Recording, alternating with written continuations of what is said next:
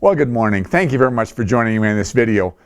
I appreciate your input of time each week, and I hope you find the topics not only interesting, but valuable in your career. I base most of the topics on interaction with my agents on a weekly basis in the course of doing real estate. I received a phone call from one of our agents last week, and he asked a question I had never been asked before. And the question centered around heritage property and the Heritage Act. He said that he had a client, sold him an older property, and right at closing, I'm not sure if it was just before or just after closing, the buyer was told by a neighbor, "Oh, I see you bought that property. You know it's designated as a heritage property." It's the first time that the buyer heard anything about that. And the agent said to me, "Is it possible that the property could be a heritage property and the buyer not know? Wouldn't it be something that would be registered on title?" And that's an interesting question. And the short answer is it's quite possible that he could buy it and not know, and because there is nothing registered on title on the deed of the property. I want to go back and take a look at the Heritage Act itself to help understand the process and the implications. The Heritage Act is both a piece of federal legislation and a piece of provincial legislation. There is a federal Heritage Act, there is a provincial Heritage Act, but then it's also controlled by the local municipality. And the mandate of the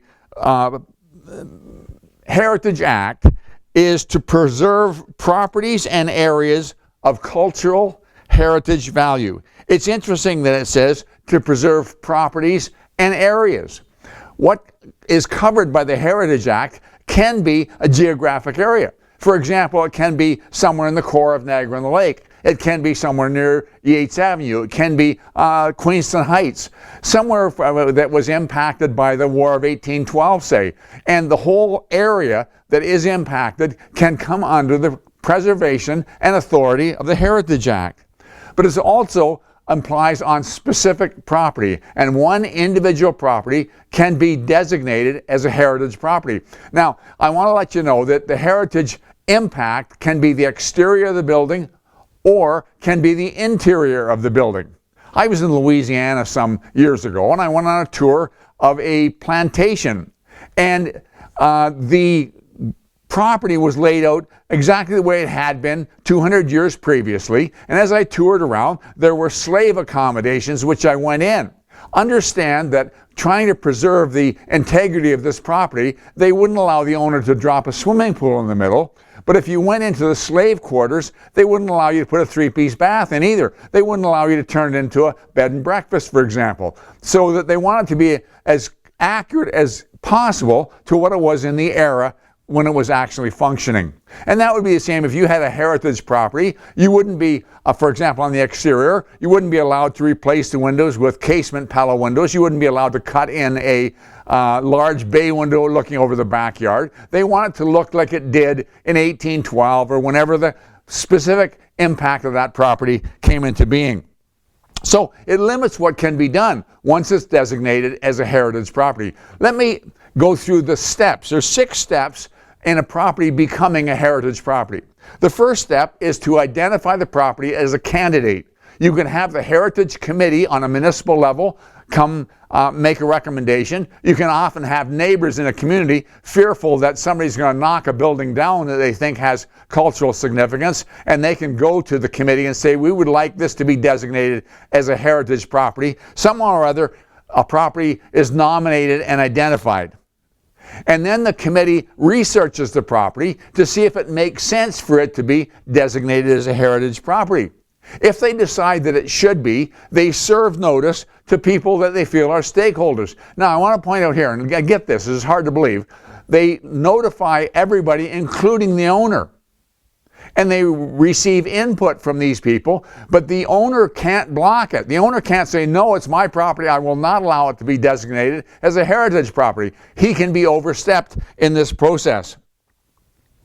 And then they pass the required bylaw on a municipal level, and they list the property on the municipal registry, and finally they list the property on the provincial registry, but they don't register it on title.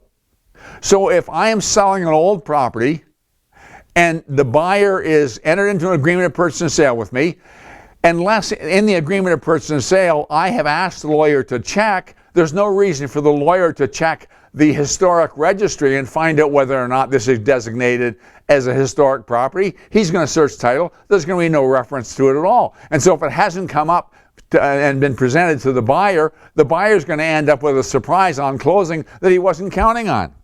Now, you could say, well, are there any benefits to it being a heritage property? Well, there's bragging rights. There's feeling like you're a part of history. And there can be some tax advantages. Are there disadvantages to owning a heritage property? Absolutely. You're very limited, as we've already seen, to what you can and can't do structurally. You can't renovate the property if it's going to change the image of the property. You can't renovate inside or outside without consent. In fact, when we go through that 6-step process, once it's served notice of an intent to designate, at that point, any permits for remodeling, any permit for demolition is automatically revoked at that point. And you can't do very much with the property without consent of the committee, and that consent is going to be very limited in forthcoming.